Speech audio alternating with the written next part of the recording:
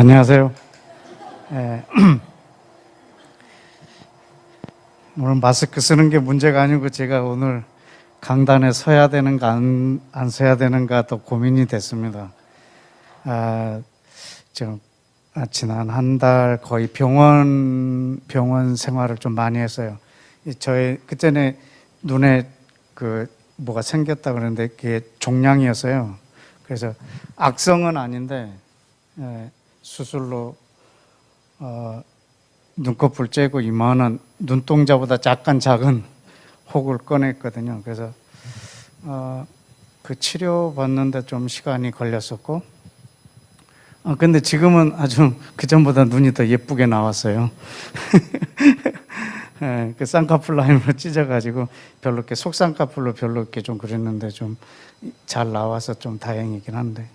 그 다음에 또 제 친여동생이 소아마비인데 그 아픈 다리 고관절이 좀 안 좋아서 인공관절로 교체하는 수술하는 것 때문에 또 병원 생활을 또 같이 좀 도와줬고, 어저께는 아주 가까운 지인이 삼성병원 응급실로 들어가서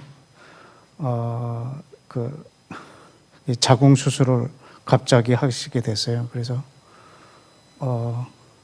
안 가면 안 될 아주 가까운 분이라 가서 기도하고 그러겠는데, 오늘 삼성병원에서 간호사 4명이 확진이 돼서 모든 수술 또 예약이 다 취소돼 버렸더라고요. 그래서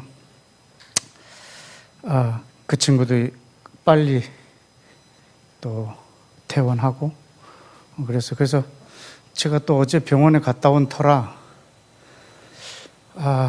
참 여기를 와야 되는가.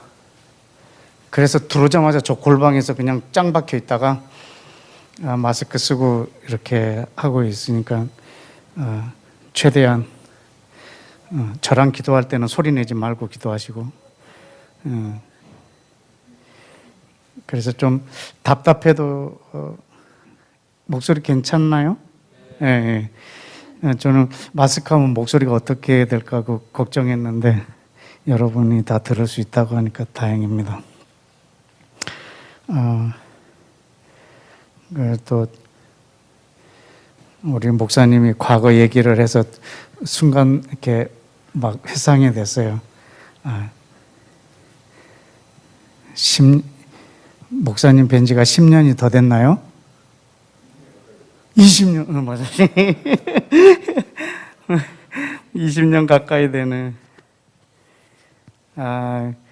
그 울산에, 여기 울산에서 오신 자매님이 또 계시는데, 울산에 거기 누가회, 거기 또 그 치과 의사 선생님도 계셨고, 또 그래서 거기서 중보기도 세미나 할 때 처음 만나 뵀는데, 처음 갔는데 막 꽹가리 치고 막 하는데, 그냥 너무 좋았어요. 근데 오늘 그 꽹가리 소리를 오랜만에 들었어요.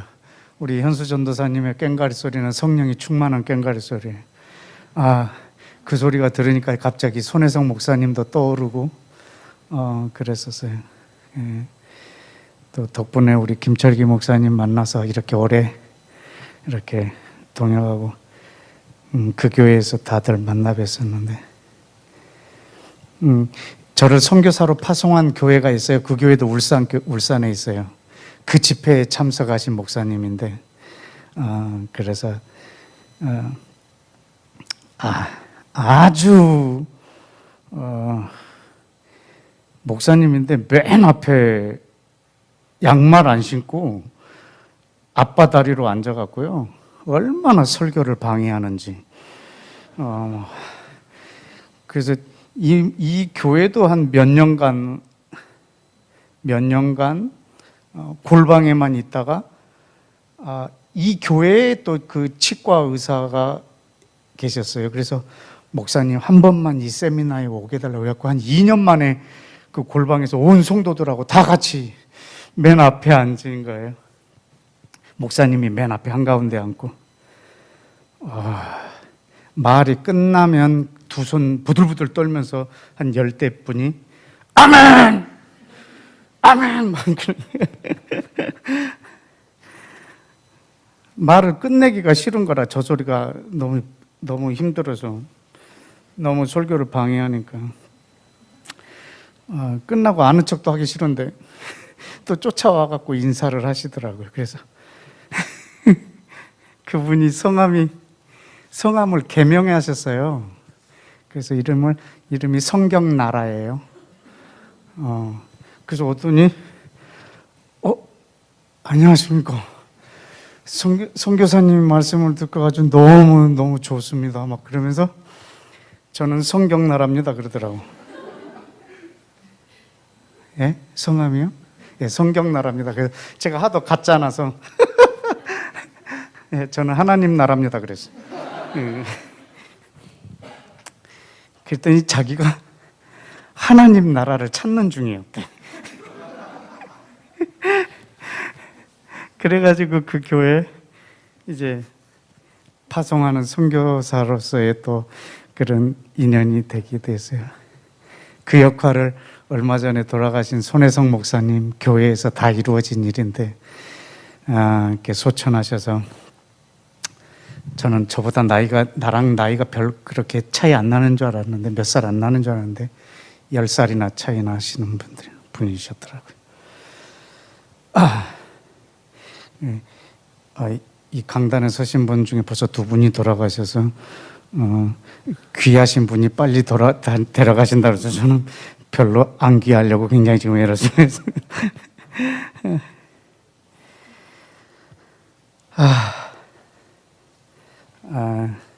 한 세 달 만에 왔군요. 하여튼 예상치 못한 이 세계적인 위기를 우리가 감당하고 있는데 그 중에서도 또 우리나라 온 국민들이 이렇게 지혜롭게 이 기간을 보내고 또 성숙한 모습을 보여줘서 참 국민의 한 사람으로서도 참 감사하고 우리 집에 그 의료진들이 한번 저희 집에 놀러 온 적이 있어요. 한번 쉬러 그냥 막 얼굴에 마스크 이런 것 때문에 완전히 다 상한 사람들을 너무 비참해진 그 얼굴들로 우리 집에 한번 오셨는데 참 너무 감사하고 참 뭐라고 위로를 해야 할지 모를 만큼 참 마음이 찡했습니다. 그분들에게도 참 감사하고 또 역학조사 하시는 분들 또 격리된 사람들 관리하는 공무원들 그 사람들한테 음식 날라주는 자원봉사 하시는 분들 참 이런 나라가 없구나 싶을 만큼 참 체계적으로 이렇게 하고 있는 모습에 성숙한 모습에 참 감동도 많이 받고 감사도 드리고 그래서 우리가 또 이렇게 말씀을 나눌 수 있는 또 환경이 된 것에 대해서도 감사드립니다. 저는 사람들을 참 좋아해서 악수하고 포옹하고 그냥 얼굴 가까이다 대고 말하고 같이 밥 먹고 하는 거 참 좋아하는데 참 악수도 잘 못하고 어떤 분한테 악수하려고 딱 했더니 찌 그러더라고. 에이씨 그래서 너무 그 민망하니까 묵찌바로 그 위기를 모면하더라고요. 참 악수도 제대로 못하고 있는 이런 상황 참 언제까지 진행될지 계속 누군가의 입으로 계속 말이 되어지는 것을 제가 듣고 있는데 그게 뭐냐면 우리가 코로나 이전 시대로 돌아갈 수가 없다. 과연 코로나 이전의 삶을 살 수 있을까? 그런 표현을 지금 우리 목사님하고 통화하면서도 목사님 통해서도 듣고 또 매스컴에서도 그 소리를 계속 듣고 있습니다. 코로나 이전의 삶으로 돌아갈 수 없다 이 말은 코로나 이전의 삶으로 돌아가고 싶어서 하는 소리지 않겠어요? 그죠? 가고 싶은데 이제 갈 수 없다 그런 안타까운 표현인 것 같아요. 그럼 어떤 비즈니스를 하면 앞으로 더 좋을까? 코로나 이전의 상태로 돌아갈 수 있게 만드는 상품을 개발하는 게 비즈니스에 도움이 될까? 아니면 이미 이전으로 돌아갈 수 없으니까 그걸 전제로 하고 만든 새로운 상품들이 더 비즈니스상의 사업상 어떤 그런 수단이 될까? 부단히 과거로 돌아가고 싶은 것이 개발이 될까? 그런 생각도 이렇게 해봅니다.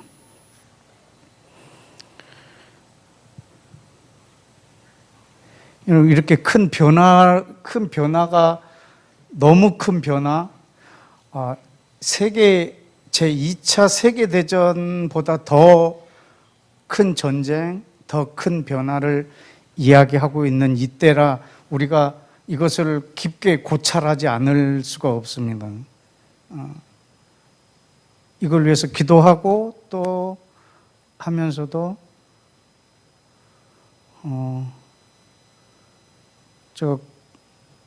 계속 기도하면서 주신 말씀들 메모하고 내가 기도했던 내용들 메모하고 하는 것을 지금 여러분하고 나누고 싶은 건데,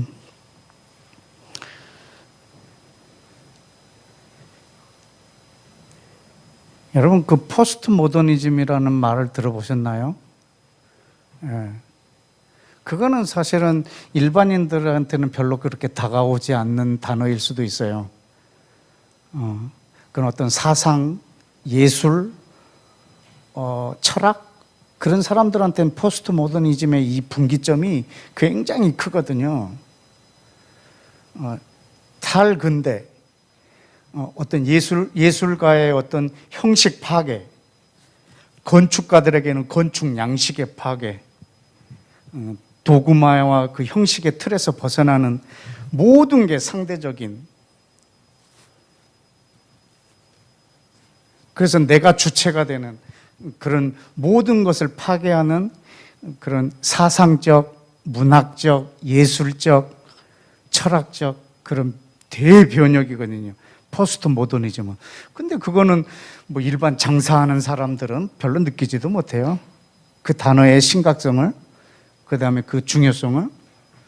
그러나 포스트 코로나는 오늘 태어난 아기부터 우리 양평에 있는 노인정에 있는 할아버지까지 다 그 심각성을 말하고 깨닫고 있거든요. 너무 크니까 이 분기점이 앞으로 이게 어떻게 변화가 될까? 마치 뜀틀에 도움닫기로 뜀틀을 올라가는데 도움닫기도 하지 않은 상태로 그냥 막 갑자기 점프해버린 우리의 삶의 느닷없는 변화, 이것을 우리가 어떻게 감당해야 되는가, 이런 변화 속에서 우리가 어떻게 해야 되는가, 이것을 지금 생각하지 않을 수 없고, 모든 분야에서 가치의 변화, 심지어는 막 부동산의 가치의 변화, 직업의 가치의 변화, 모든 것들이 막 바뀌고 있는데, 과연 그 포스트 코로나, 코로나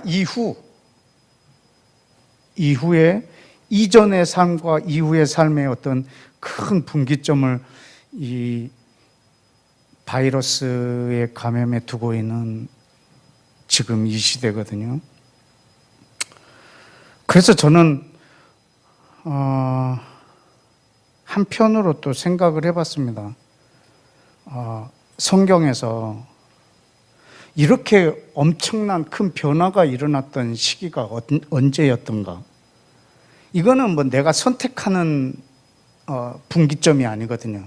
불가항력적인, 그냥 내 선택과 상관없이 그냥 전 인류가 송두리째 그냥 맞닥뜨려야 되는 그런 위기, 성경에는 뭘까?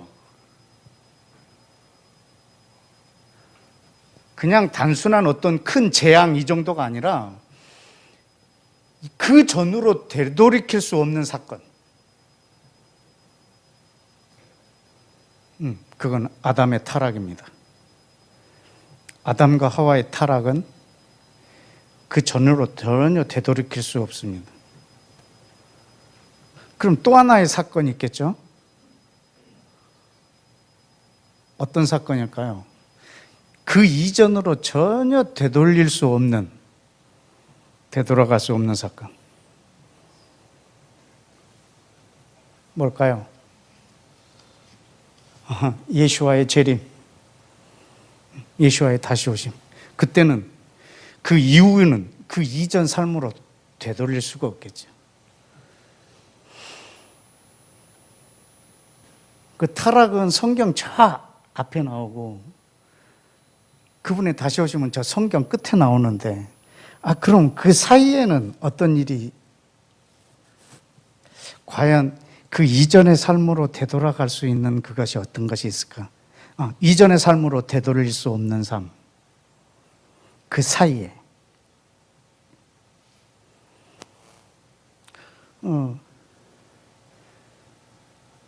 그걸 그냥 그 말씀으로 기도하는 중에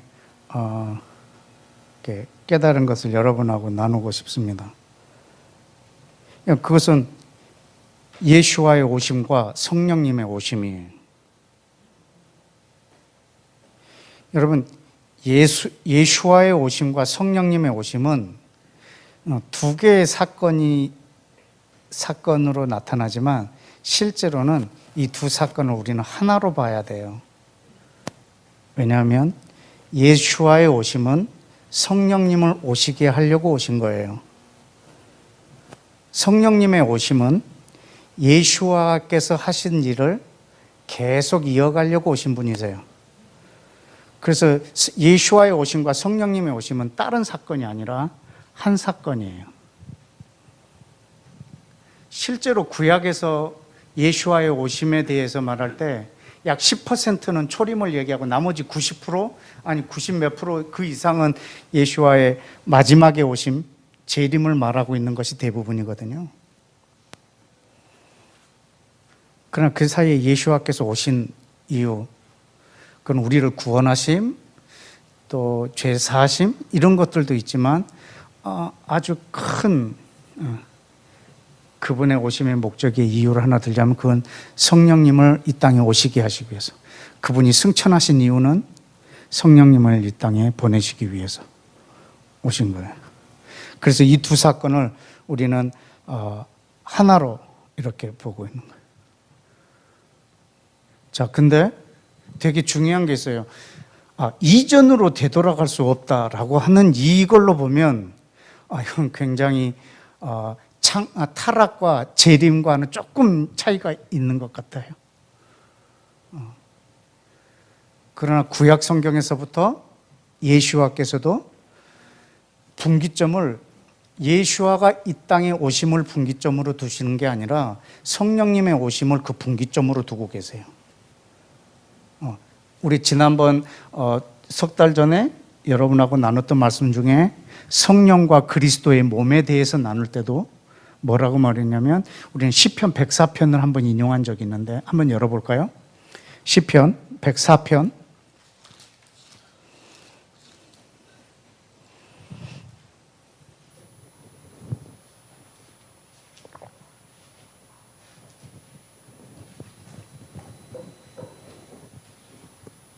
시편 104편 30절,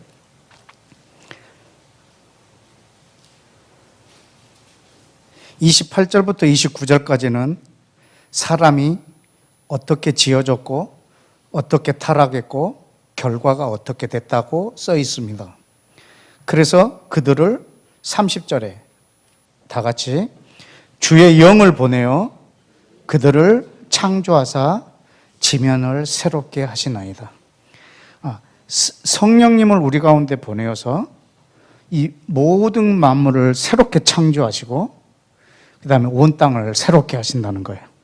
그게 예수님의 재림 때 일어날 일이 아니라 성령님의 오심으로 이 땅에 시작된다는 거예요. 성령님이 이미 이 땅에 오셨고 지금 우리를 새롭게 창조하고 계시고 온 지면을 새롭게 하시겠다는 거죠. 예수와의 오심을 갖고 말하고 있는 것이 아니라 그 성령을 우리 가운데 부으셨을 때를 얘기하고 있습니다. 예레미야 말씀 한번 찾아보실까요? 예레미야 31장. 예레미야 31장.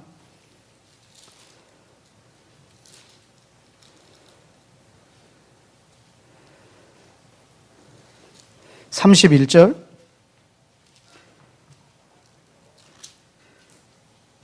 33절까지 시작. 여호와의 말씀이니라. 보라, 날이 이르리니 내가 이스라엘 집과 유다 집에 새 언약을 맺으리라. 이 언약은 내가 그들의 조상들의 손을 잡고 애굽 땅에서 인도하여 내던 날에 맺은 것과 같지 아니한 것은 내가 그들의 남편이 되었어도 그들이 내 언약을 깨뜨렸음이라. 여호와의 말씀이니라. 그러나 그날 후에 내가 이스라엘 집과 맺을 언약이 이러하니 곧 내가 나의 법을 그들 속에 두며 그들의 마음에 기록하여 나는 그들의 하나님이 되고 그들은 내 백성이 될 것이라. 여호와의 말씀이니라. 아멘. 하나님께서 이스라엘과 맺은 언약을 다시 세우겠다는 것입니다. 새 언약. 한 날이 보라, 날이 이르리니 그랬습니다. 31절에. 여러분, 이 날이 언제인 줄 아시겠습니까? 이 날이 언제일까요? 성령님이 오신 날입니다. 그 날이 오면 이스라엘과 새 언약을 맺겠다는 것입니다.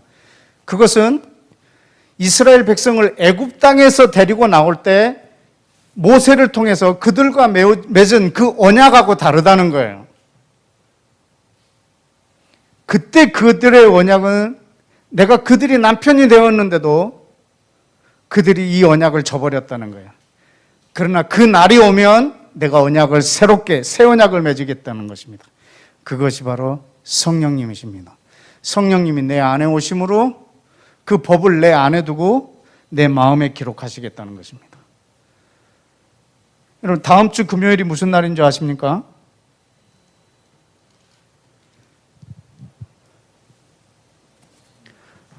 샤봇, 오순절입니다. 다음 주 금요일은 오순절인데 유대력으로 유대인들은 그날 오순절 날 또 절기 셀레브레이션을 할 겁니다. 그날 뭘 갖고 즐길까요? 유대인들은 성령님을 믿지 않습니다. 우리는 오순절 하면 성령님이기 때문에 우리는 성령님의 오심으로 오순절을 기뻐할 텐데 유대인들은 성령을 믿지 않기 때문에 뭘 갖고 기뻐할까요? 토라. 왜냐하면 샤부엇은 하나님께서 이 백성에게 토라를 주신 날이에요. 여러분, 왜 하나님이 토라를 주신 날 성령을 부으셨을까요?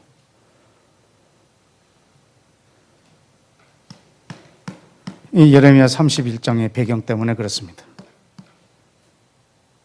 그들에게 그 토라를 주시고 다시 그 언약을 맺으시기 위해서 성령을 부어주시기 때문에 그렇습니다. 이 토라를 주신 그날 전 인류에게 성령을 부어주실 거고, 에스겔 36장에도 보면 성령을 부어서 너희가 내 율례를 행하게 하리라 라고 이 백성에게 약속까지 다 하셨거든요. 그래서 이 구약에서도 이 땅의 그 어떤 인류의 분기점을 자기 백성뿐만 아니라 온 인류의 분기점을 성령님의 오심에 두고 있어요.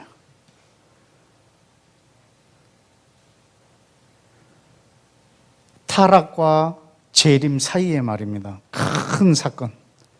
그건 예수님의 오심이 아니고 성령님이 이 땅에 오심이에요.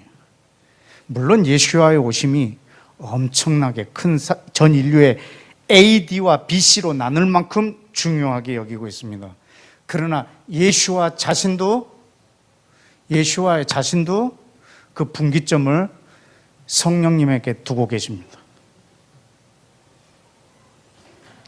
너희가 나를 거역하는 것은 사함을 받을 수 있어도 성령님을 거역하는 것은 사함을 받을 수 없다고 말할 만큼. 또 예수와께서 무슨 말씀을 하셨는지 한번 볼까요? 그 누가복음 16장에 보면, 누가복음 16장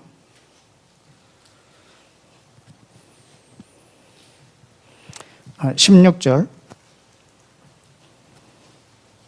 누가복음 16장 16절 시작. 율법과 선지자는 요한의 때까지요, 그 후부터는 하나님 나라의 복음이 전파되어 사람마다 그리로 침입하느니라. 아멘. 여러분, 율법과 선지자는 요한 때까지요, 그 후부터는 하나님 나라의 복음이 전파되어 사람마다 그리로 침입하느니라. 여러분, 선지자는 누구 때까지라고요? 요한 때까지는. 요한까지. 율법도 요한까지. 이 말이 무슨 말일까요?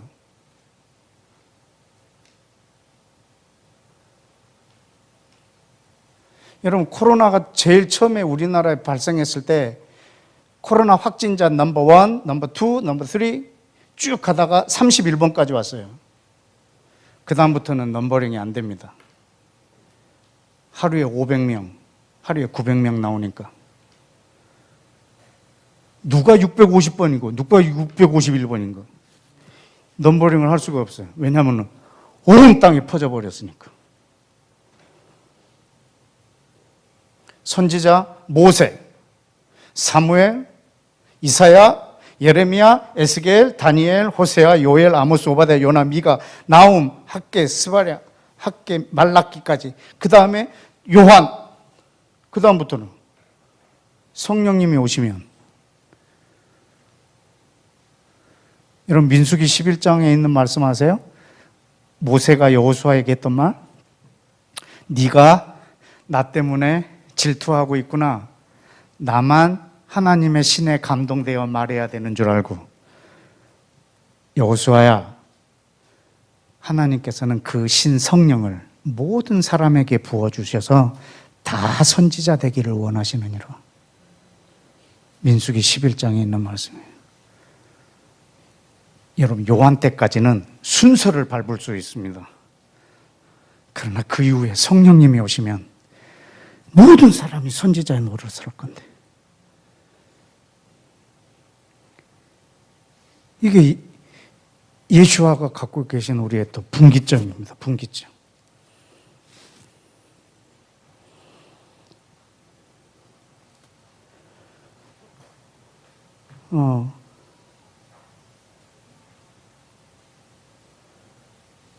그래서 그 다음부터는 요한 다음에는 선지자가 누구냐? 라고 말할 수가 없을 만큼. 왜냐하면 성령님으로 인해서 그것이 폭발적으로 늘어나기 때문에.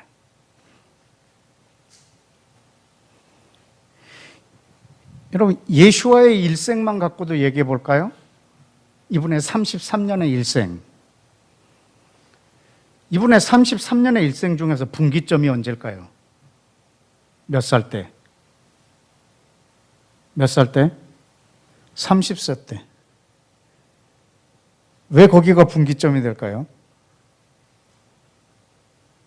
그때 성령이 이분에게 임한 날입니다. 여러분, 이분이 성령님이 임한 후에는 그 전으로 돌아갈 수가 없어요. 그분이 목수일을 계속할 수가 없어요. 자기가 만들어준 의자 애프터 서비스가 안 돼요, 이날부터는.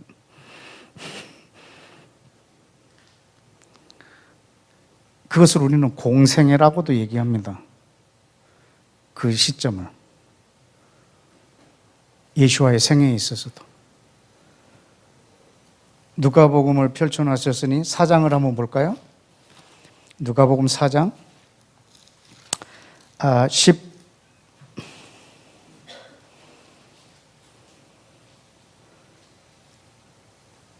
17절, 4장 17절, 16절. 예수께서 자라나신 곳 나사렛에 이르사 안식일에 늘 하시던 대로 회당에 들어가서 성경을 읽으시려고 서심해 선지자 이사야 글을 들이거늘 책을 펴서 이렇게 기록된 데를 찾으시니, 여러분 이미 14절에 보면 예수께서 성령의 능력으로 갈릴리로 돌아오셨다고 쓰여 있습니다. 그래서 성령의 능력으로 다시 회당에 들어가서 선지자 이사야의 글을 펼쳐서 읽으십니다.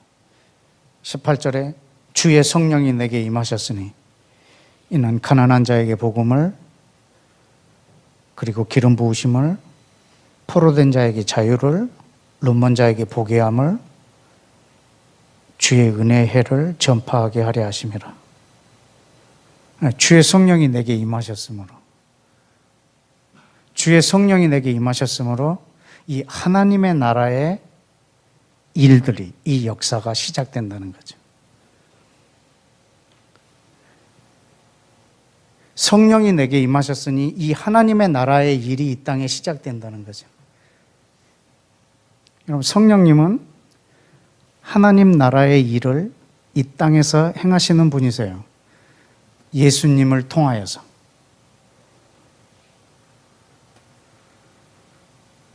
그리고 그 성령님이 이 땅에 있는 우리 가운데 오셨어요.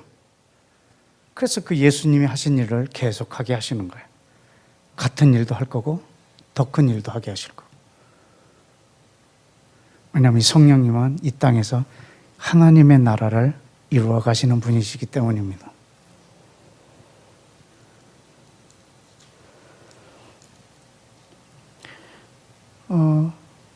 예수님은 이 분기점을 그 이전으로 돌아가실 수가 없어요. 여러분, 사도 바울의 일생에서의 변화는 어딜까요? 다메섹에서의 회심이겠죠. 여러분, 예수님은 물 세례를 먼저 받으시고 성령 세례를 받으셨어요. 사도 바울은 반대로예요. 성령 세례를 받은 후에, 아나니아에게 통해서 성령 세례를 받은 후에 그 다음에 물 세례를 받은 친구예요. 여러분, 사도 바울은 그분의 일생의 분기점이 어딜까? 다메섹에서 예수님을 만나고 그리고 성령을 받은 그 순간. 이 사람은 그 순간 이전으로 되돌아갈 수가 없어요. 어저께 그 친구가 아니야. 하루 만에.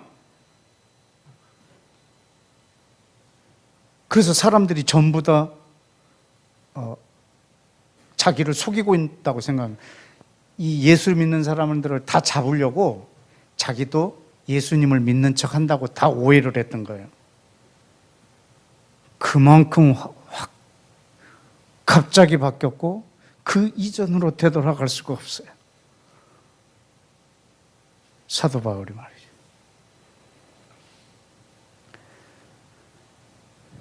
여러분, 그러면 제자들을, 예수와의 제자들을 보면, 여러분, 예수님을 만나고 이전으로 돌아갈 수 있을까요? 한번 볼까요? 요한복음 20장을 한번 봐주십시오. 요한복음 20장.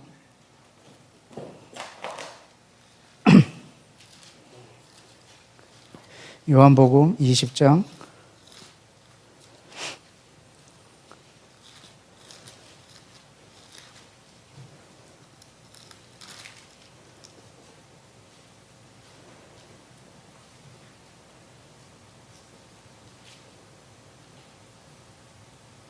17절. 예수께서 이르시되, 지금 부활하신 후에 그러면, 나를 붙들지 말라. 내가 아직 아버지께로 올라가지 아니하였노라. 너는 내 형제들에게 가서 이르라.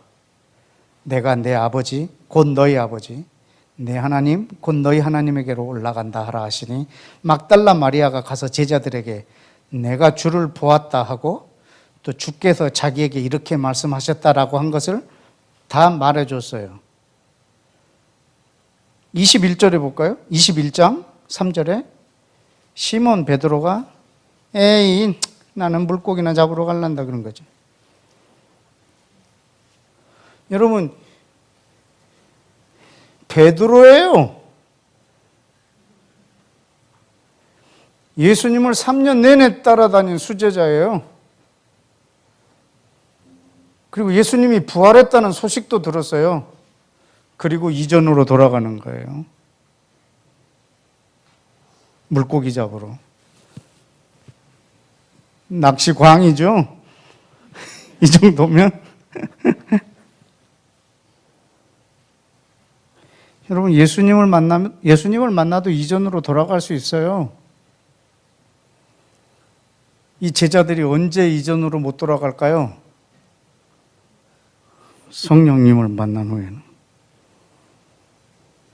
성령님을 만난 후에는 이전으로 돌아갈 수가 없어요. 성령을 만난 후에 이 제자들의 이 설교, 그들의 행적, 거의 예수님하고 또 거의 흡사합니다. 가르침.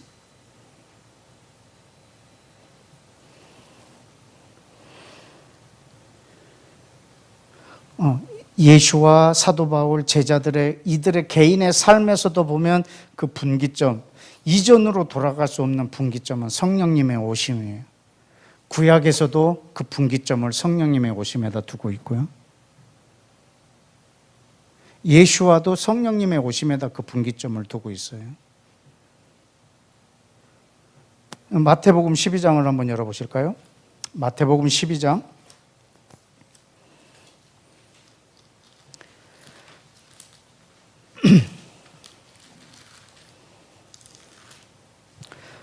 아, 32절 다 같이 읽을까요? 시작. 31절부터 시작.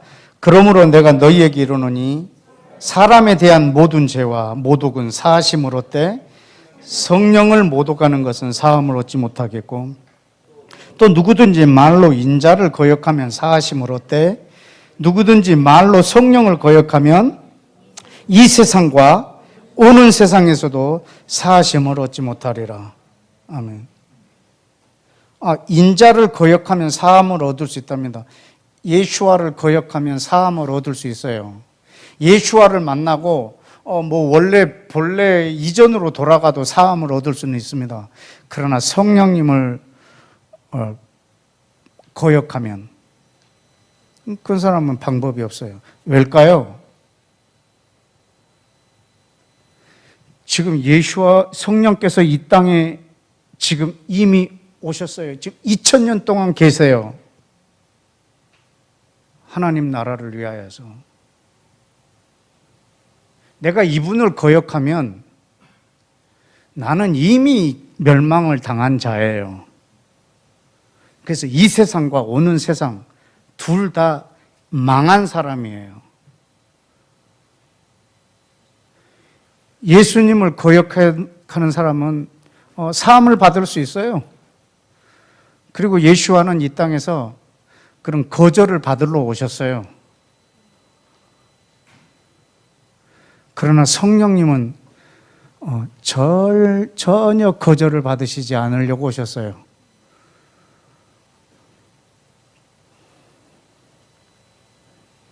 내가 이 땅에서 성령님을 거역한다, 이 말은 나는 전혀 하나님 나라에 관심 없다, 이 말이거든요. 하나님 나라에 관심 없는 사람이 하나님의 나라에 갈 리가 없죠. 이 세상과 다음 세상에서는 이미 망한 사람이겠죠.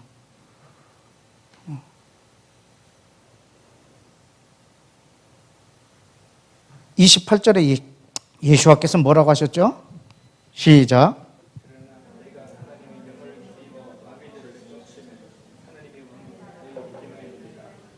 아멘. 내가 하나님의 성령을 힘입어 귀신을 쫓아내는 것을 너희가 보면 하나님의 나라가 이미 너희에게 임한 걸 알라는 거예요. 성령이 이 땅에 임하신 것은 하나님 나라를 위하여 오신 거예요. 내가 성령의 능력으로 귀신을 쫓아내는 것이면 하나님의 나라가 이미 임했다. 왜냐하면 성령님은 이 땅에 하나님의 나라를 세우기 위하여 오신 분이고 예수와는 이 땅에 하나님의 나라가 이 땅에 세워지는 것을 목적으로 오신 분이세요. 그분의 통치, 그것이 복음이라고 여러분에게 말씀드린 적이 있습니다. 우리를 구원하는 게 목적이 아니고 하나님의 나라를 세우는 게 목적이에요. 이 나라를 세우기 위해서 필요한 것이 우리의 구원이에요. 왜 우리를 구원하셨느냐? 이 나라를 세우기 위하여서. 근데 구원받은 사람이 이 나라에 관심이 없다면 그것 자체가 이미 멸망이죠. 왜냐하면 내가 그 그리스도의 몸 안에 들어가기를 이미 거절하고 있기 때문에 그렇습니다.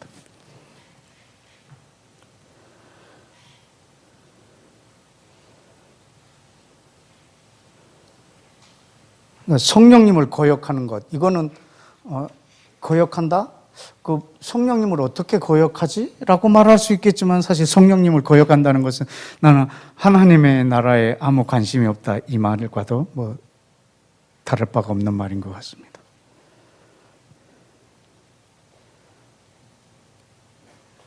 여러분, 지금 제가 마스크를 쓰고 있는 이유가 또 하나 있습니다.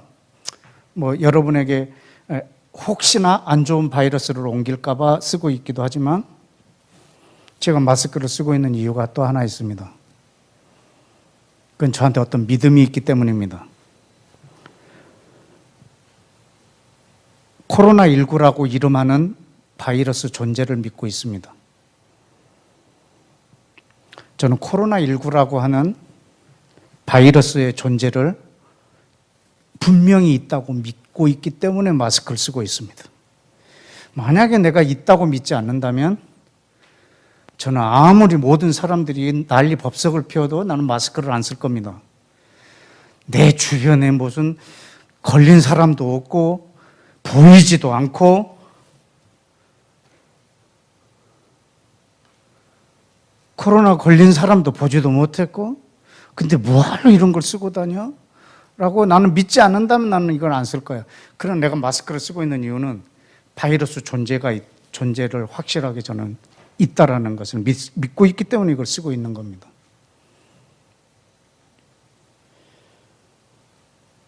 그냥 이건 선택이에요. 제가 선택하는 거예요.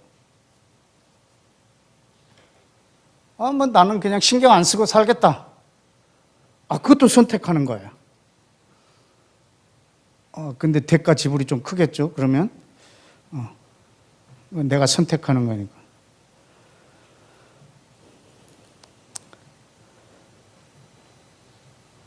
근데 되게 중요한 게 타락과 재림은 불가항력적이에요. 그냥 내 선택의 여지가 없어요.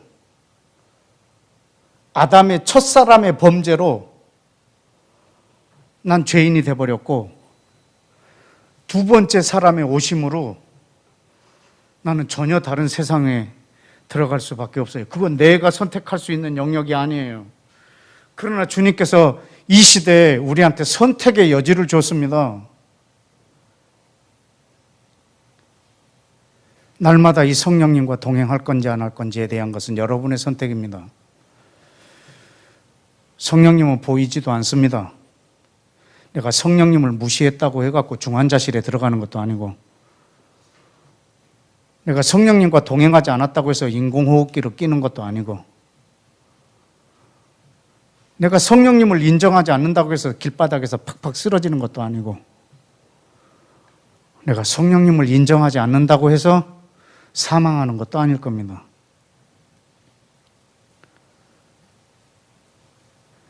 그러나 성령님은 인격이신 하나님이십니다.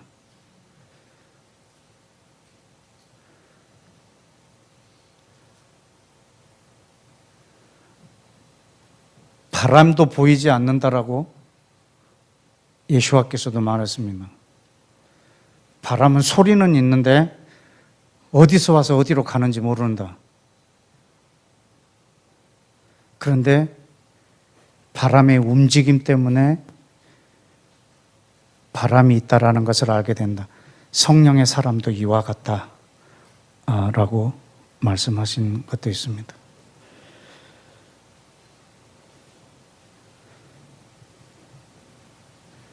여러분, 범사의 그를 인정하라. 이 잠언 3장에 있는 말씀입니다. 범사의 그를 인정하라. 여러분이 마스크를 쓰는 이유는 바이러스 존재가 있다는 걸 믿는 겁니다. 나는 마스크를 쓰므로 바이러스의 존재를 확신하는 거죠.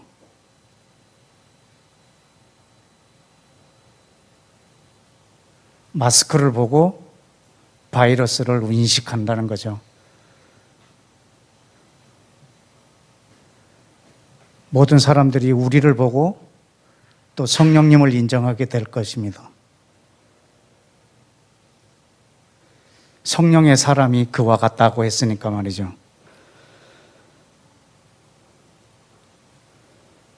히브리서 11장에도 보면 믿음이 없이는 하나님을 기쁘시게 할 수 없다고 했는데 뭘 믿어야 되느냐? 가장 첫 번째, 그가 계신 것. 성령님이 이 땅에 계신 것. 2000년 동안 이 땅에 계신 중이십니다.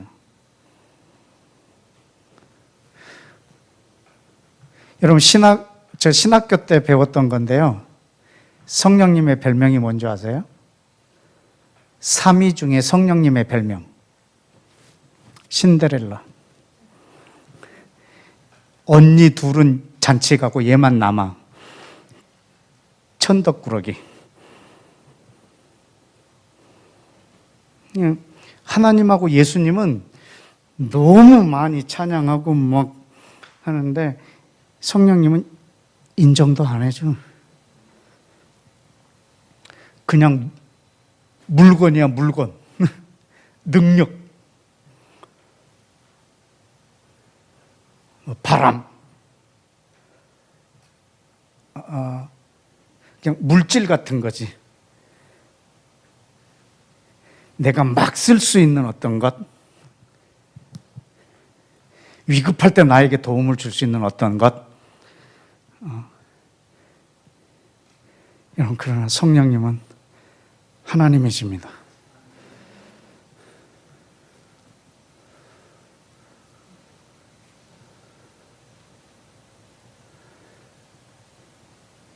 여러분, 이 세계화가 이루어지지 않았다면 코로나가 그렇게 그렇게 무섭지는 않을 거예요. 그냥 우한이라고 하는 지역의 풍토병으로 끝날 거예요. 코로나보다 무서운 게 세계화죠. 그러니까, 그죠? 전 세계가 동시에 그냥 막 우한하고 청도하고 연결돼 있을 거라 우리가 어떻게 알았냐 말이죠. 우한하고 또 이탈리아하고 막 또 수교가 맺어져 있었잖아요. 그 의류, 이탈리아의 브랜드 있잖아요. 그 옷감을 다 우한에서 끌고 갖고 가는 거. 막 여기로 연결되어 있고 또 거기 있는 사람들이 유럽, 거기 미국인가 뭐 전 세계가 동시에 이 감염돼 버리는 거죠.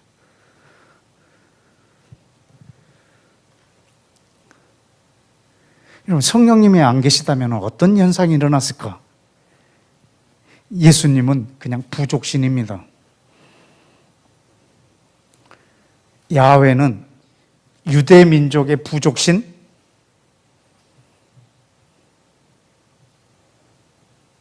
그냥 그 동네에서 끝나는 신.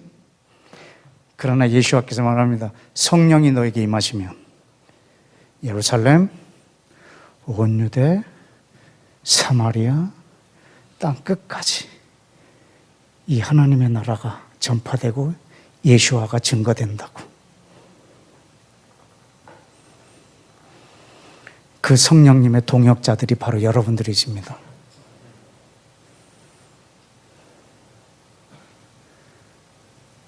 나는 그분과 함께 일하는 동역자입니다. 그러나 내 능력으로 어떻게 온 열방에 이 나라가 임하게 하겠습니까? 내 능력으로. 양평도 힘들지. 그러나 저는 전능하신 하나님을 내 등에 업고 있습니다. 그래서 내 기도가 얼마나 파워풀한 줄 저는 압니다.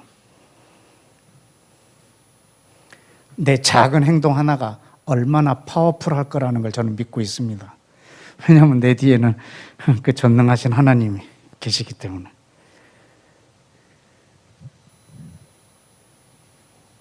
여러분이 그 나라에 관심만 있다면 말이죠.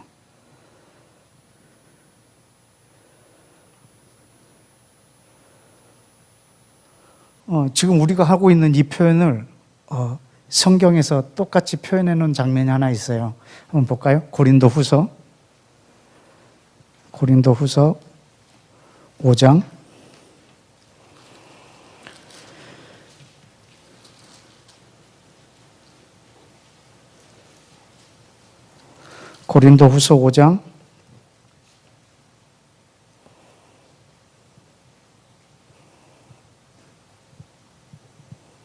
16절, 17절 우리 다 같이 읽을까요? 시작. 그러므로 우리가 이제부터는 어떤 사람도 육신을 따라 알지 아니하노라. 비록 우리가 그리스도도 육신을 따라 알았으나 이제부터는 그같이 알지 아니하노라. 그런즉 누구든지 그리스도 안에 있으면 새로운 피조물이라. 이전 것은 지나갔으니 보로 새 것이 되었도다. 아멘.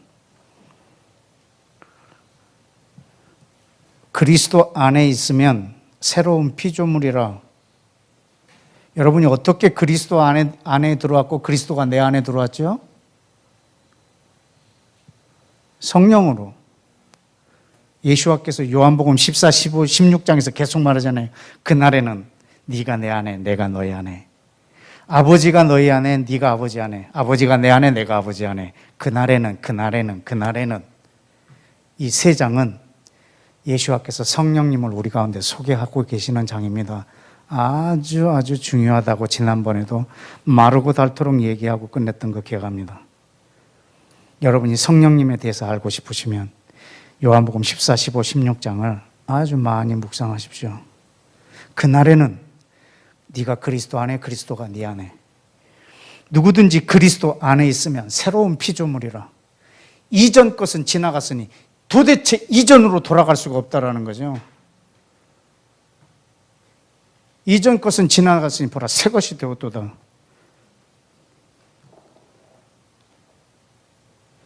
근데 그 위에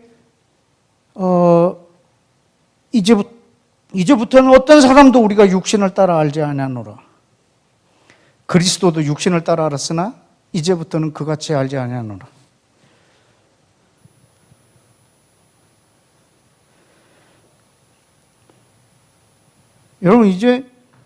여러분 그리스도를 어떤 분으로 알고 계십니까? 여러분 예수님을 육신으로 알고 계십니까? 여러분 예수님은 자기가 죽으시고 예수님이 죽으신 이유는 예수님이 살아나려고 죽으신 게 아니라 전혀 다른 자기를 만드시려고 죽으셨어요. 그리스도의 몸, 전혀 새로운 피조물, 한 세 사람, 자기가 죽고 교회를 세우시는 거예요. 이 교회는 그리스도의 몸입니다. 여러분이 이 몸을 생각하지 않고 예수님의 몸을 쫓아간다면, 예수님의 그 몸만 쫓아가신다면 여러분은 우상 숭배한다고 해도 과언이 아닙니다.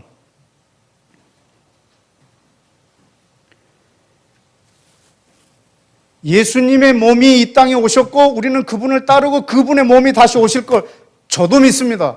예수님이 육신으로 이 땅에 재림하실 걸 저는 압니다. 그러나 여러분이 예수님을 육신으로만 생각하신다면 여러분 중에 분명히 이만희를 따라갈 사람이 있단 말이죠. 문선명이를 따라갈 수 있고 정명석이라는 사람을 따라갈 수도 있단 말이지요.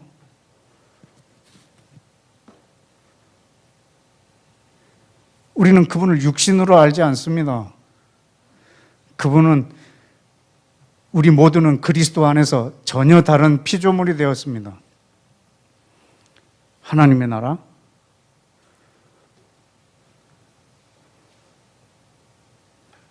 누가복음 17장을 한번 열어보실까요? 누가복음 17장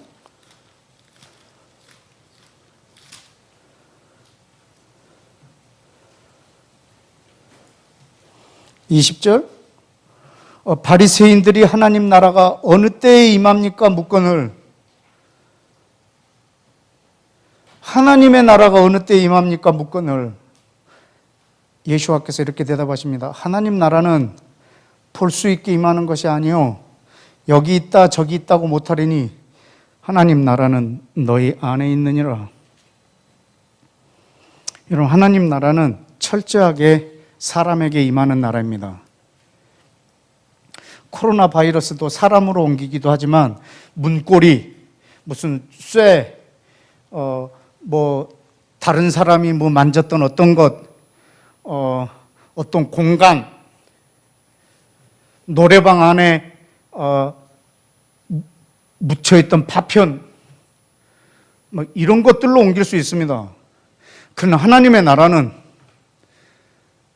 나라를 이 전염병하고 비교해서 대단히 죄송하긴 합니다만은 하나님의 나라는 반드시 사람에게 임합니다. 어느 지역에 임하거나 공간에 임하는 것이 아니라 반드시 사람에게 임합니다. 그래서 사람에게서 사람으로 이 나라는 확장되고 퍼져갑니다. 하나님의 나라는 너희 안에 있느니라. 여기 있다 저기 있다 그 쫓아다니지도 말고 저기 있다고 해서 가지도 마라. 22절에 볼까요? 제자들에게 이르시되 때가 이르리니 너희가 인자의 날 하루를 보고자 하되 보지 못할 거라. 뭐야 이거? 예수님이 재림하시는 거 단 하루를 보고 싶어도 볼 수가 없다고. 그분과 네가 하루를 살고 싶다 해도 그분을 볼 수가 없다고.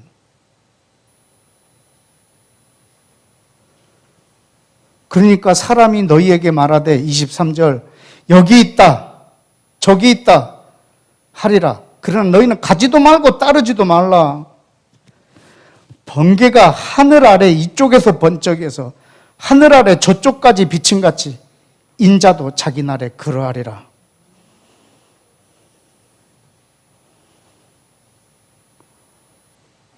여러분, 그분이 이 땅에 오시면요 전 인류가 동시에 합니다. 그분의 발이 감람산에 닿는 순간 전 인류가 볼 겁니다. 근데 그분의 하루를 볼 수 없다고. 그분의 단 하루도 우리가 눈으로 볼 수 없다고.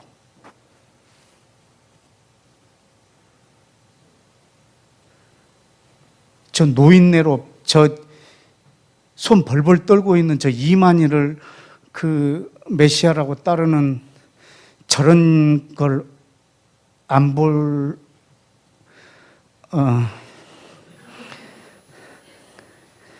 참 말도 안 나옵니다. 그런 걸 보면.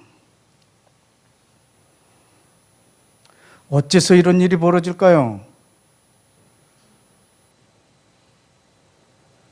하나님의 나라에 관심이 없습니다. 내가 구원받는 것 외에는. 그때 그 사람이 섬기는 신을 우상이라고 합니다. 여러분이 예수님을 믿으십니까? 오직 내 구원만을 가지고? 오직 내 구원만을 위해서? 오직 나만을 위해서? 내 잘되는 걸 위해서? 여러분이 섬기는 그 예수님이 바로 우상입니다.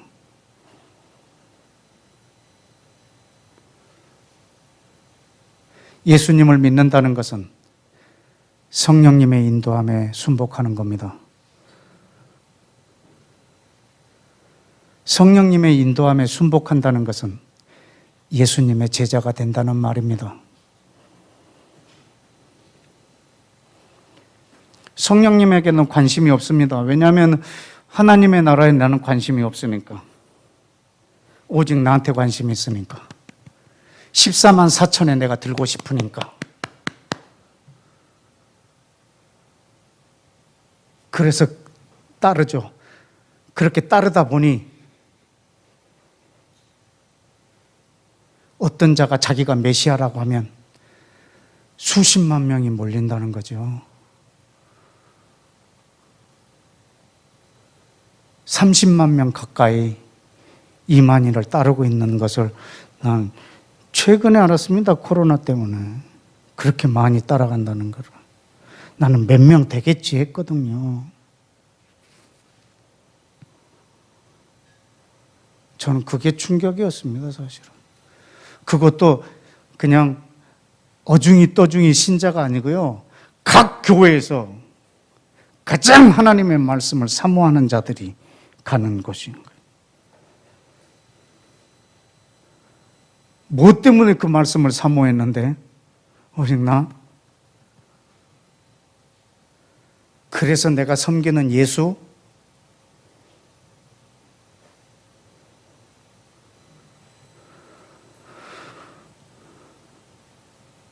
여러분 요즘에 제일 많이 보는 심볼이 하나 있을 거예요. WHO 세계보건기구 심볼. TV에 매일 나와요. 매일. WHO 거기서 뭐 발표하는 것 때문에. 심볼이 뭐죠? WHO 심볼. 예. UN 마크 월계수 잎 이렇게 갖고 가운데 장대가 하나 있고 뱀이 이렇게 있는 거예요. 이게 지금 WHO 심볼이에요. 왜 그 심볼을 쓸까요? 네, 모세가 든 뱀이죠. 놋뱀. 이스라엘 백성이 하나님께 거역해갖고 그 불뱀에게 물렸을 때 놋뱀을 만들어서 이걸 본 사람들은 다 나음을 받으리라 해서 그때 들었던 것. 모든 사람을 치유하는 뱀. 그래서 WHO가 이 심볼을 쓰고 있거든요. BC 1440년경에 모세가 만든 그 심볼 말이죠. 여러분 열왕기하를 한번 열어볼래요? 열왕기하 마지막으로 펼칠 말씀입니다. 열왕기하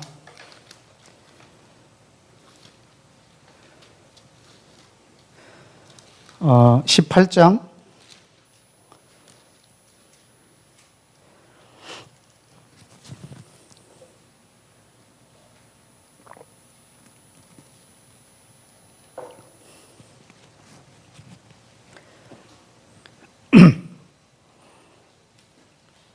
1절에 이스라엘의 왕 엘라의 아들 호세아 제3년에 유다 왕 아하스의 아들 히스기야가 왕이 됐습니다. 여러분 이때가 BC 728년 정도 됩니다. 그가 왕이 될 때 나이가 25세라 예루살렘에 29년간 다스리니라.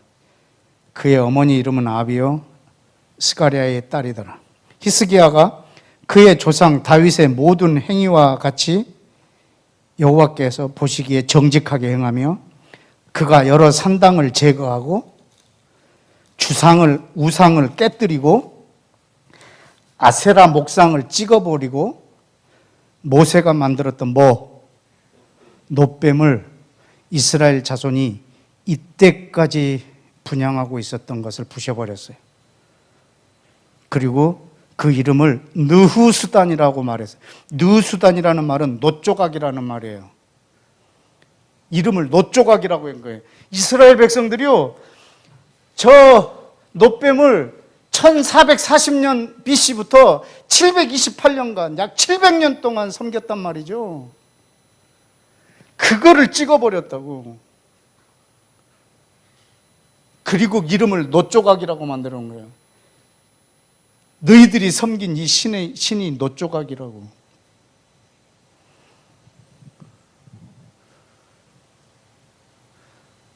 광야에서 왜 뱀을 들었을까? 주님이 왜 뱀을 만들어서 장대에 매달라고 했을까? 나는 양을 만들어서 장대에 매달았으면 참 성경적으로 이 아구가 너무 잘 맞거든요.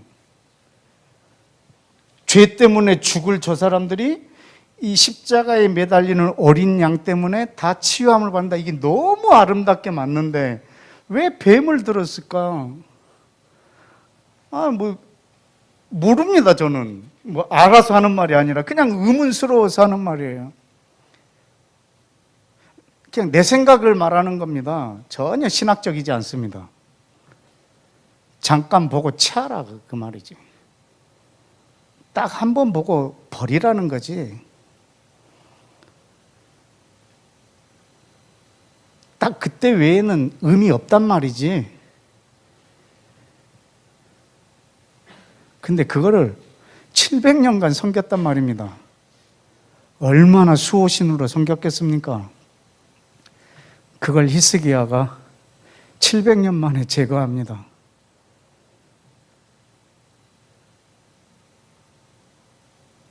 저는 예수님을 지금 우상이라고 말하고 있는 게 아닙니다.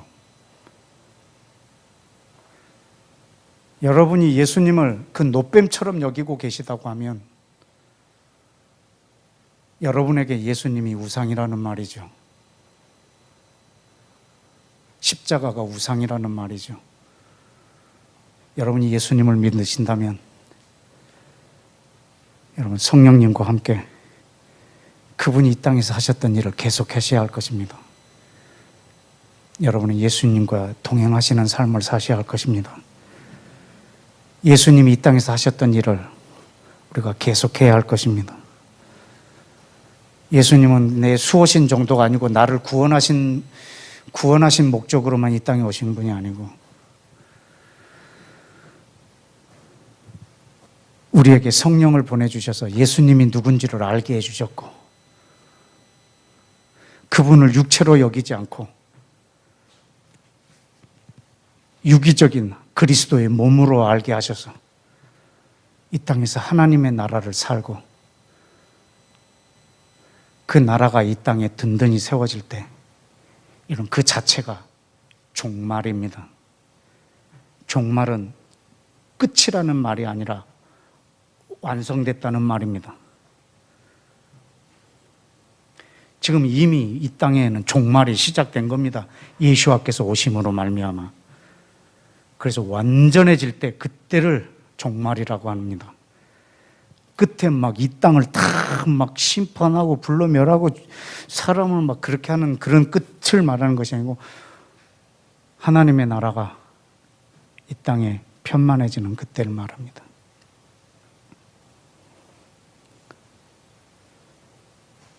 저는 여러분이 성령님의 계심, 범사에 인정하시기를 축복합니다. 우리가 이렇게 마스크를 쓰고 있는 것처럼 아니 이것보다 더 최소한 이것보다 더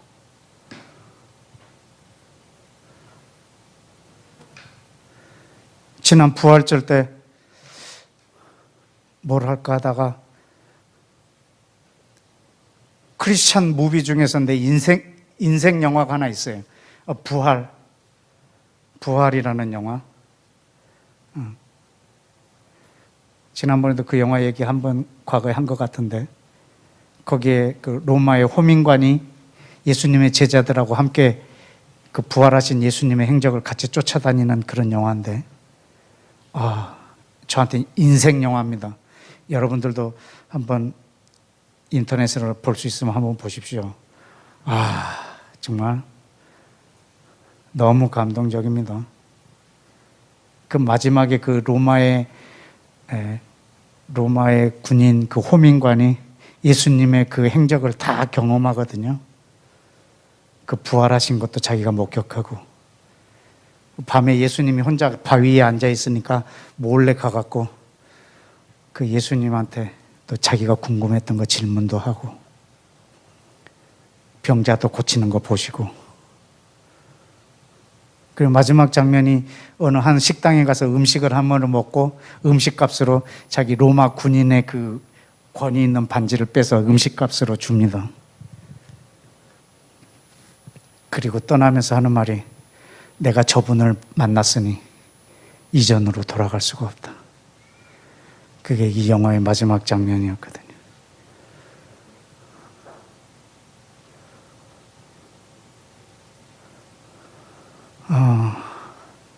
이전으로 돌아갈 수가 없다.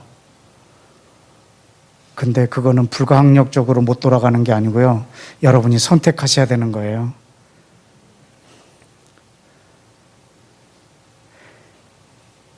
여러분이 마스크를 안 써도 돼요. 코로나를 무시해도 돼요. 그러나 그 대가 지불은 되게 클 수 있거든요. 여러분은 성령님을 무시할 수 있어요? 보이지도 않는데요, 뭐. 그러나 이 세상과 오는 세상에서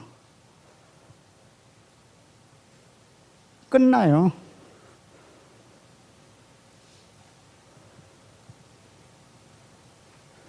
여러분이 오늘 그 성령님과 동행하기로 결정하신다면 여러분 오늘 밤이 여러분의 인생의 또 분기점이 되실 겁니다. 이전으로 돌아갈 수 없는, 코로나는 이전으로 돌아가고 싶어서 안 달라는 분기점이지만 성령님을 만나면 성령님 만난 이전으로 우리는 돌아가고 싶지가 않을 거거든요.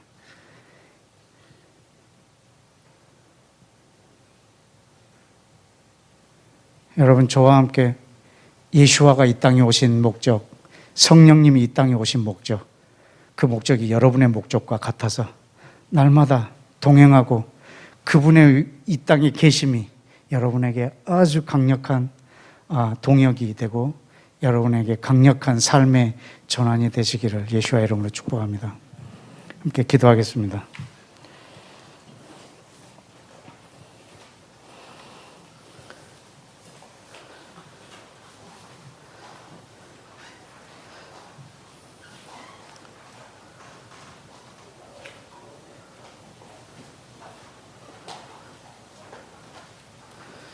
히브리서에는 이런 말씀이 하나 있습니다. 뭐 제가 다 이해는 잘 다 못할 수 있지만, 한번 비침을 받고 하늘의 은사를 맛보고 성령에 참여한 바 되고 말씀과 내세의 능력을 맛보고 타락한 자는 다시 회개할 수 없으니, 그런 표현이 있습니다. 그럴 수 있나? 하늘의 은사도 맛보고 한번 비침을 받고 성령에 참여한 바 되고 말씀의 능력과 내세의 능력을 맛보고 타락할 수 있나? Yes. 얼마든지.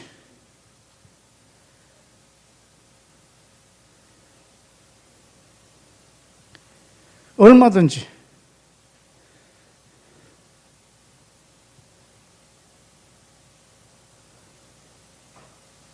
코로나가 대구에 그렇게 확산되는 걸 보고도 막 또 저렇게 막 클럽에서 저렇게 할 수 있나? Yes. 설마 우리에게 걸리겠어? 확진자가 한 명이나 두 명밖에 없는데 이 클럽 안에 그 한두 명이 있겠어? 오늘 뭐 마음껏 즐기자. 그걸 보고도 그렇게 할 마음이 있는가? Yes.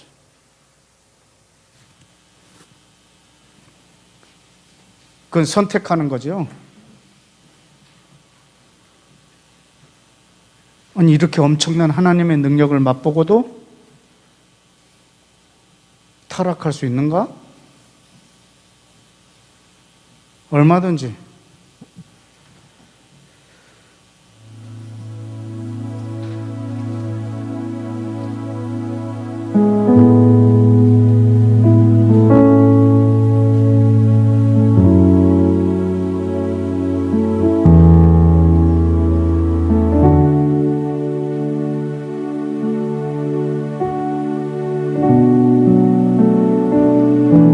내가 노뱀처럼 700년간 노뱀처럼 예수님을 믿고 있는가?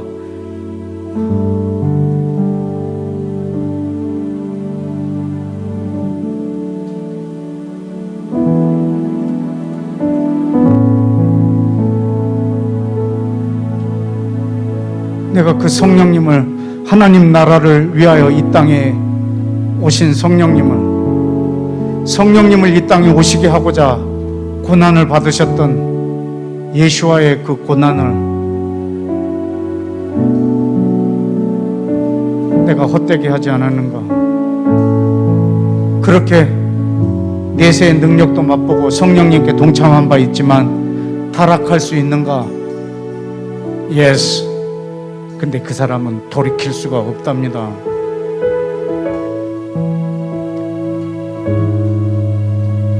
이 땅에서 그 기회는 이 땅에서 사라지기도 하고 이 땅에서 다시 얻기도 합니다. 그러나 주님이 다시 오시는 순간이 되면 우리는 정말로 후회해봤자 아무 소용도 없고 돌이킬 수가 없습니다. 내 생에 남은 시간, 아니 앞으로 지금부터의 내 모든 생에 예수님이 이 땅에서 하실 일들 성령께서 내 안에서 나를 통해 하시도록 이 성령의 이 어마어마한 능력을, 성령님의 이 어마어마한 과업을 깨달은 이후에 나는 이제 과거로 돌아갈 수가 없다.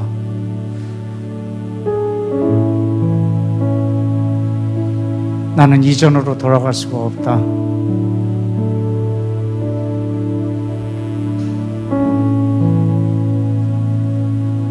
여러분, 그 고백을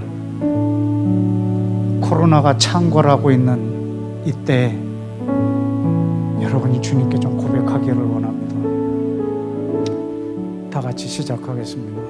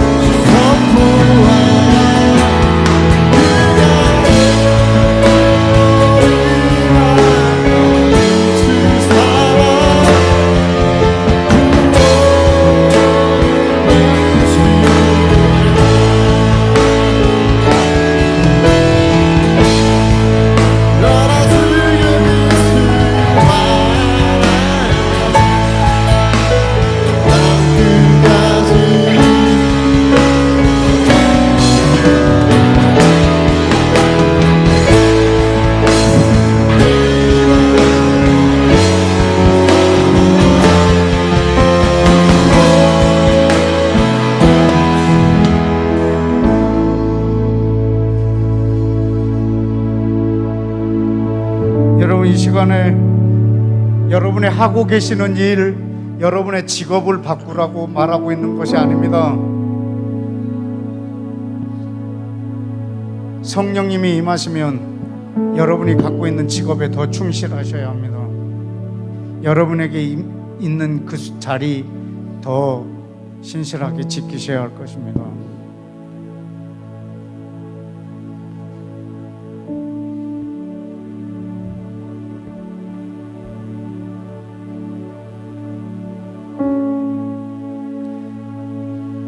그러나 성령이 없는 사람처럼 평범하게 살 수는 없습니다.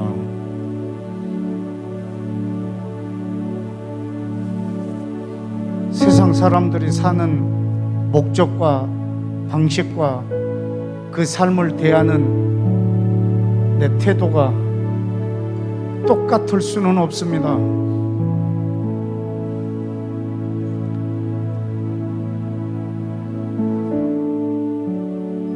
이전 것은 지나갔으니 새 것이 되었도다. 내 직업을 바꾸라는 이야기가 아닙니다. 내가 만나는 대상을 새롭게 바꾸라는 말이 아닙니다. 내가 지금 하고 있는 일을 전혀 새로운 일을 찾으라는 것이 아닙니다.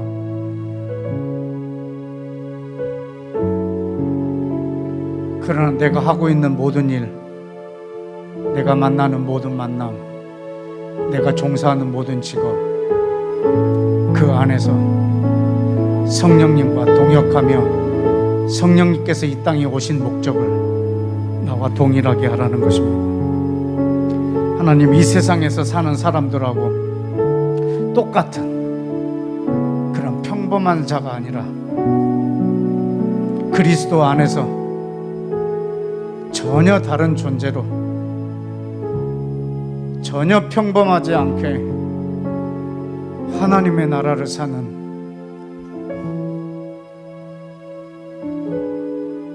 전능자와 동행하는, 전능자와 하나가 되는 삶. 그래서 내 생각에는 한계가 없고, 내 기도에는 한계가 없고, 내가 상상하는 것보다 더 크게 일하실 성령님을, 그 성령님의 활동 수위를 한정없이 높여드리는 내 생이 되게 하시고, 내 생각이 되게 하시고, 내 기도가 되게 하시고, 이 땅을 전혀 평범하지 않게 살게 하셔서 전능자와 동행하는 사람답게, 성령님과 동행하는 사람답게 살게 하옵소서. 그렇게 주님 앞에 나를 좀 올려드리고 간구하며 기도하십시다.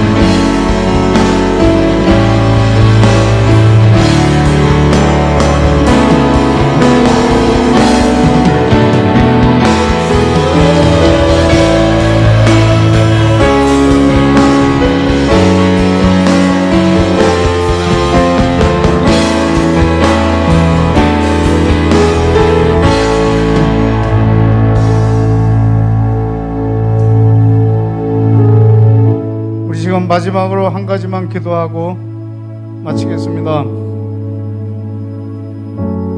이번 코로나로 인해서 세상을 떠나신 분이 수십만 명이 이루는데, 지금도 그 확진자가 되어서 생사를 왔다 갔다 하는 사람이 전 세계에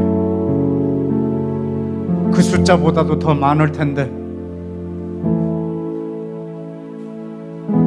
하나님, 이들이 이 전염병으로 죽었지만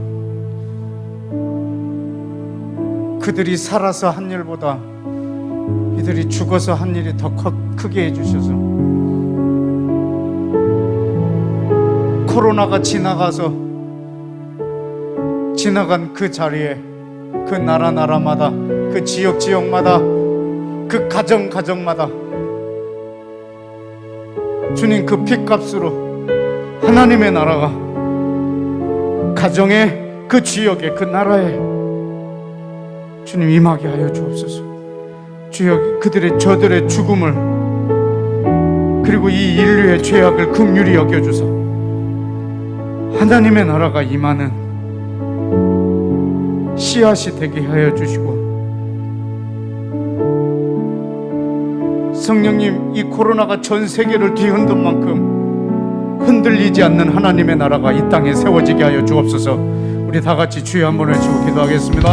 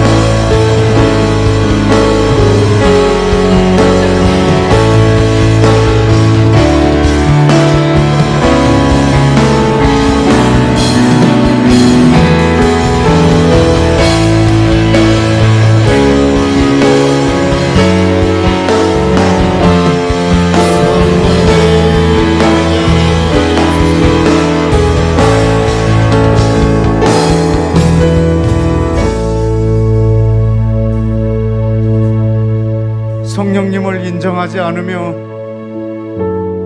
성령님과 동행하지 않으며, 성령님이 계신 줄도 모르며,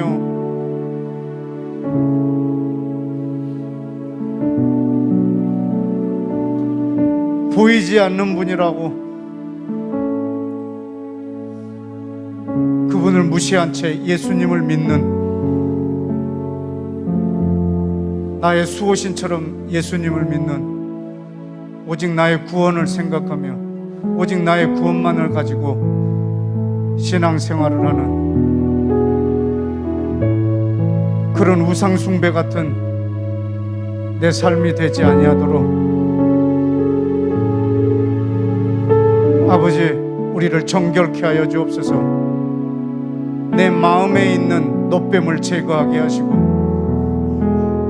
성령님과 더불어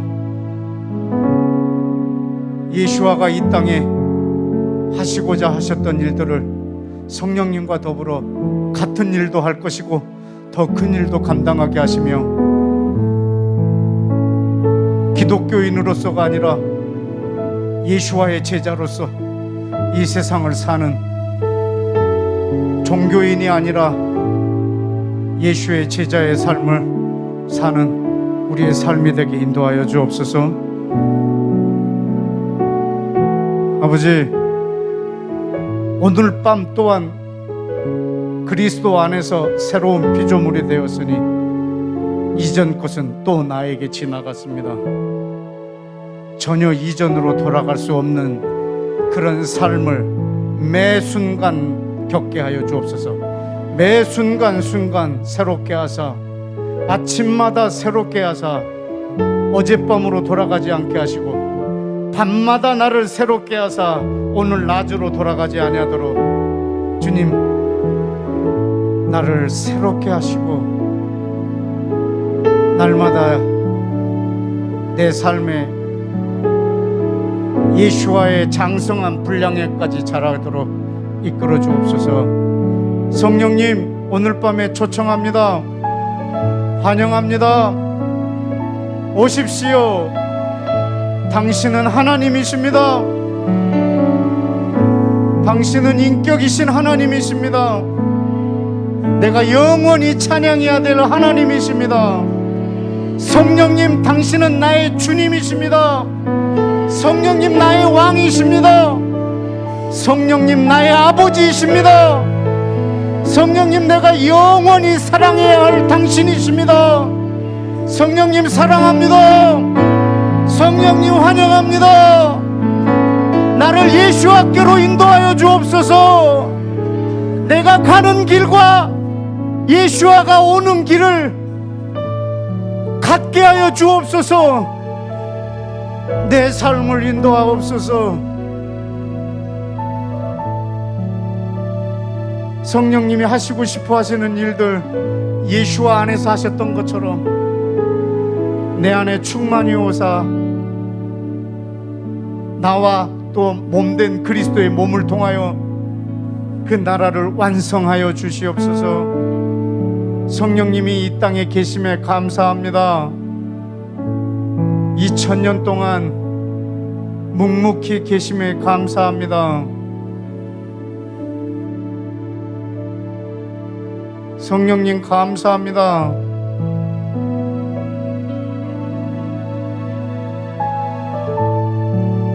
성령님, 감사합니다.